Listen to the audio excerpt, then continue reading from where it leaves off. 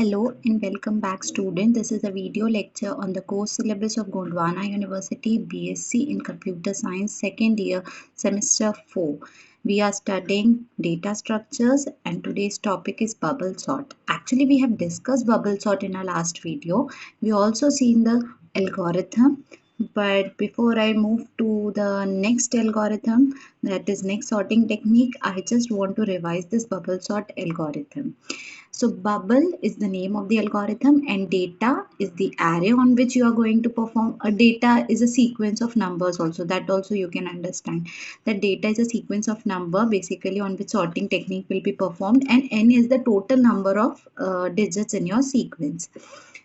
In the starting when I started with data structure, I always told you that your algorithm will have a name followed by the variables और arguments और data required. तो जो भी इसमें required रहता है वो parenthesis के अंदर आप मेंशन करते हो. And then in 2-3 lines you need to describe the meaning of your algorithm. So here data is an array with how many elements? N elements. This algorithm solves the element in data. So basically students, algorithm I have already told you that you can write it in your own words. उसके कुछ rules and regulations है that also I have told you. Depending on that you can write it in your own words, simple words. Now repeat step 2 and 3 for k equals to 1 to n minus 1. Now in the very first step we have started with a loop. If you have watched my previous video that was on the bubble sorting technique and example was solved, you know करना क्या है.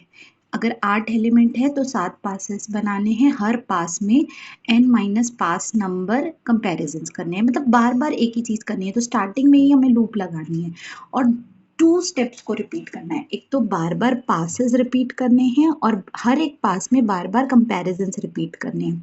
तो start करते हैं. पास 1 से शुरू होगा और कितने पासेस चलाने हैं? n माइनस 1 पासेस चलाने हैं. बार बार बताया है अगर 8 एलिमेंट है तो 7 पासेस चलाने हैं. तो जितने भी नंबर ऑफ एलिमेंट्स हैं -1 पासेस चलेंगे. तो बेसिकली k जो वेरिएबल है वो पास नंबर के लिए यूज किया गया है. अब फर्स्ट पास में अगर ये k 1 है तो आप आ गए हो फर्स्ट पास के अंदर, दैट इज सेकेंड स्टेप. यहाँ पे आपने एक पॉइंटर वेरिएबल लिया है जिसकी इनिशियल वैल्यू 1 है और अब ये कंपैरिजन कितने करने हैं? n माइनस पास नंबर, मतलब अगर फर्स्ट पास में हो तो n minus 1 and if the value of n is 8 तो 7 कंपैरिजन करने हैं. तो हम बोल रहे हैं कि इनिशियली हमारा ptr 1 है और ptr की वैल्यू n माइनस k होनी चाहिए. बहुत ही मीनिंगफुल है, लॉजिकल है, ज़्यादा टाइम नहीं लगना चाहिए समझने में कि ptr कब तक चलेगा. n minus k where k is your pass number. when I was solving the problem, I was using I for that pass number. यहाँ पे I की जगह K यूज किया गया है.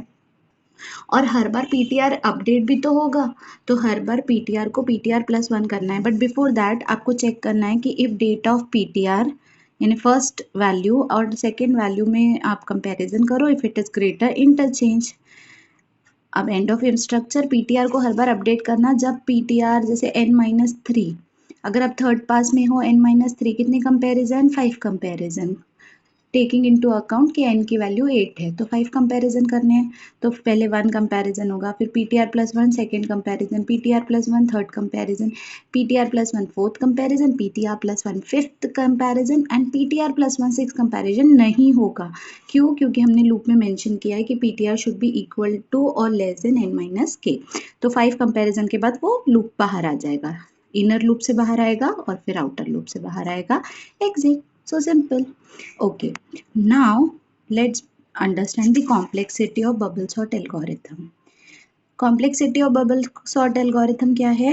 In bubble sort there are n minus 1 passes and n minus I comparisons.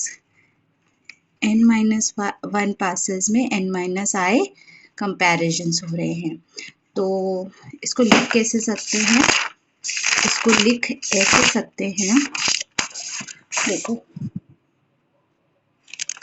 इसको ऐसे लिखेंगे कि n माइनस 1 ये तो है into n minus 1 into n-2, अगली बार -2 हो जाएगा, उसके बाद n-3 डॉट डॉट डॉट जब तक 1 नहीं हो जाता. What is this? Nothing but your n square. Basically it is n into n minus 1, it is n into n minus 1 by 2. Basically it is n into n minus 1 by 2, but अब जो रहता है ना क्या बोलेंगे, constant part नहीं लिखते हो तो complexity of bubble sort algorithm is O N square, where O is N, ये ओ को हम इसलिए यूज करते हैं, ये मैग्नीट्यूड है, बस कॉम्प्लेक्सिटी का मैग्नीट्यूड बोल सकते हैं ओ एन स्क्वायर. ठीक है, तो you have to remember the complexity of bubble sort algorithm is O N square. Now I will start with the next sorting technique, that is your selection sort. Okay, now before I start with selection sort, बहुत ही simple है, बहुत यानी बहुत simple sorting technique है. जितना complicated था ना bubble sort, उसके कंपैरिजन में तो कुछ भी नहीं है. सपोज करो कि n एलिमेंट्स है मेमोरी में. The sorting works as follow. सबसे पहले सबसे छोटा एलिमेंट ढूंढ के निकालो लिस्ट का और उसको फर्स्ट पोजीशन पे रख दो. फिर से पूरी लिस्ट को ट्रैवर्स करो और सेकंड स्मॉलेस्ट एलिमेंट को उठाओ, सेकंड पोजीशन पे रख दो, मतलब स्वैप कर दो. जो जहां से भी उठा रहे हो वहां सेकंड एलिमेंट को डालो और इस एलिमेंट को जाके सेकंड पोजीशन पे डालो. फिर थर्ड, फिर फोर्थ, तो n-1 स्टेप्स में सारे एलिमेंट्स अपने पोजीशन पे आ जाएंगे. Why again n-1? अरे भाई पहले भी बताया है, 8 एलिमेंट है, 7 को उनकी जगह मिल गई तो 8वें को उसकी जगह ऑटोमेटिकली मिल जाती है, तो स्वैपिंग करनी है. और मैं ये वर्स्ट केस की बात कर रही हूँ. वर्स्ट केस यानी कोई भी अपनी जगह पे नहीं था, बट कभी कभी एवरेज केसेस हो सकते हैं और बेस्ट केस भी हो सकता है. बेस्ट केस यानी सारे सॉर्टेड ही थे या एक आधा एलिमेंट इधर था. वर्स्ट केस कोई भी सॉर्टेड नहीं था, बहुत सारे कंपैरिजंस एंड स्वैपिंग लगी. और एवरेज केस में मॉडरेटली अनसॉर्टेड था. I will just read it out for you people. Suppose there are n elements in memory. The sorting works as follows. Firstly, find the smallest element in the list by comparing first with all the remaining elements and put the smallest element in the first position. पहले वाले को उठाओ, compare करो, सबसे छोटे वाले से उसको स्वैप कर दो. फिर सेकेंड स्मॉलेस्ट एलिमेंट को उठाओ, सेकेंड पोजीशन से स्वैप करो, so on and n-1 swapping in worst case. Okay, now this is the algorithm. As I told you, I never start with the algorithm first. We will solve an example first. We will initially solve an example and then we will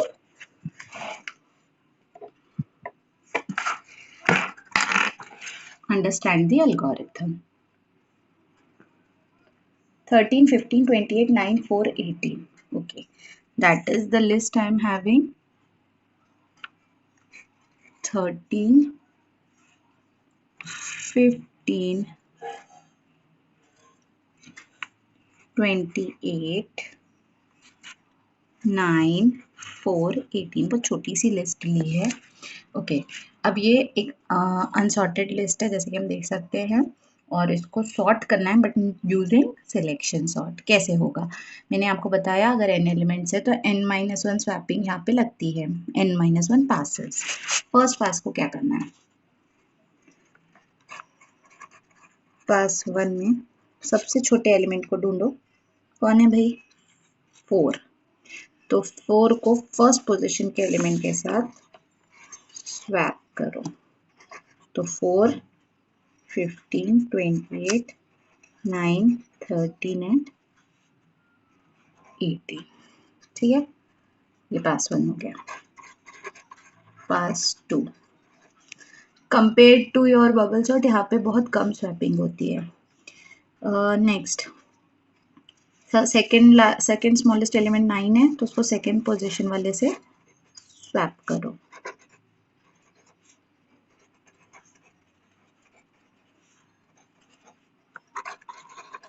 pass 3,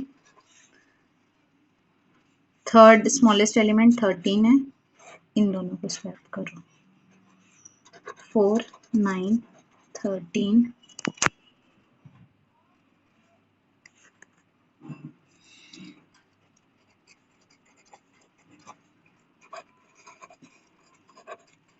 fourth smallest element basically अपनी जगह पे ही है.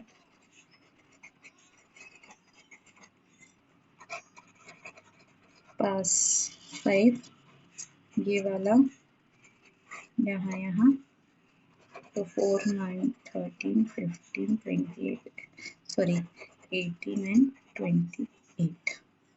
ठीक है, तो ये हो गया। And last pass 6, actually 5 passes में हो जाएगा ना, क्योंकि 6 एलिमेंट्स थे, तो 5 पासेस में हमारी लिस्ट सॉर्टेड। ठीक है, less swapping required. Let's understand the complexity of this algorithm.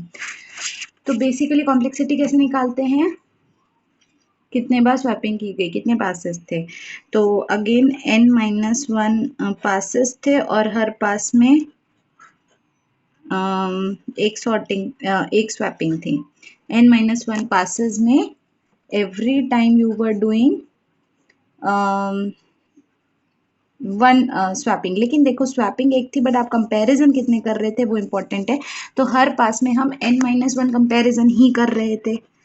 ठीक है, तो यहाँ की कॉम्प्लेक्सिटी भी O(n)² होगी। तो n² इसकी कॉम्प्लेक्सिटी है। Now move on to the algorithm. I hope you understood this. Now I will start with the algorithm. Observe that to find minimum element n-i comparisons हो रहे हैं। मतलब फर्स्ट पास में n-1 comparison, second पास में n-2 comparison, third pass में n-3 comparison. Same comparison check करना है, swapping भले ही एक हो रही है लेकिन कंपैरिजन हमारे पास हर बार n-5 नंबर हो रहे हैं। तो यहाँ पे भी वही होगा कि n इंटू n-1/2, और मैंने आपसे कहा कि n², बस आपका जो वेरिएबल टर्म है आप वो लेते हो, तो O(n)² इसकी कॉम्प्लेक्सिटी है। If any doubt you please ask me. Okay, so I will start with the algo first. And again I told you while learning the algorithms always keep it in mind कि steps आप अपने हिसाब से भी mention कर सकते हो। तो this is a selection sort algorithm. यहाँ पे उन्होंने name of the algorithm, variables, एक एरे लगेगा, एक लोअर बाउंड लगेगा, एक अपर बाउंड लगेगा। ठीक है, तो where LA is linear array, LB is lower bound, UB is upper bound. करना क्या है, कितने पासेस चलाने हैं, n-1 पासेस चलाने हैं। तो बेसिकली अगर आप यहाँ पे एरे को डेटा ले लो, जैसे कि पिछले एल्गोरिथम में लिया था, लोअर बाउंड 0 रहेगा और अपर बाउंड क्या रहेगा, n-1। तो यहाँ पे UB-1 से अपर बाउंड को शो किया गया है। अब सबसे स्मॉलेस्ट एलिमेंट LA क्या है, एरे, और एरे की फर्स्ट पोजीशन में क्या डालना है, मिन, और LOC को क्या करना है, I, सॉरी LA ऑफ 1 नहीं था, LA ऑफ I मीन में डालना है और LOC I सेट करना है। अब करना क्या है, repeat for J equals to I+1 to upper bound.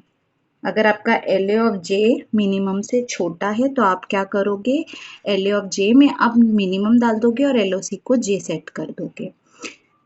If LA of LOC is less than LA of I, in that particular case आप LA ऑफ I की वैल्यू T में डालोगे, LA LOC equals to LA I and LA of LOC equals to T। ये swapping के लिए थी, वो smallest element find करने के लिए थी। तो फर्स्ट स्टेप 3 जो स्टार्ट हुई थी वो स्मॉलेस्ट एलिमेंट कैसे फाइंड करेंगे वो देखा, और नेक्स्ट स्टेप में स्वैपिंग कर दी। बहुत सिंपल है।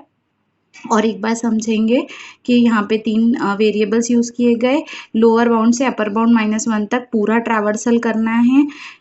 UB-1 क्यों बोला गया है, होप यू अंडरस्टैंड कि एरेज में इंडेक्सिंग 0 से शुरू होती है, इसलिए UB-1 पे हमारा हायर इंडेक्स होता है।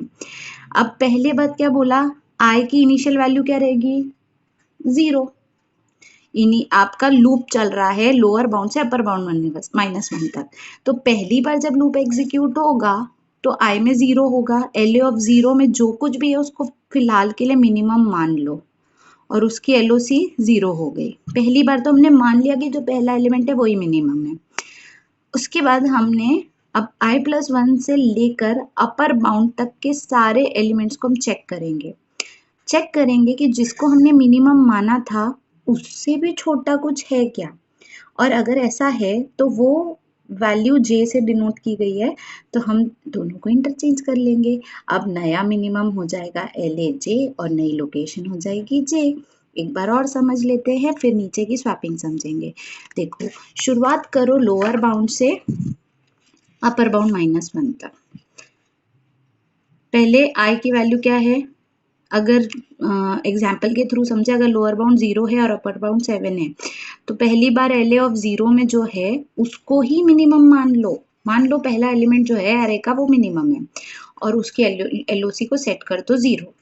बट मानने से तो नहीं होता है। अब पूरे एरे को ट्रैवर्स करेंगे और देखेंगे कि जिसको हमने मिनिमम माना था उससे भी मिनिमम कुछ हमारे एरे में रखा है क्या, और है तो हम दोनों को इंटरचेंज कर लेंगे। तो अब समझो j इक्वल्स टू i+1, पहले i 0 था, अब j की वैल्यू हो गई i+1 यानी कि 1।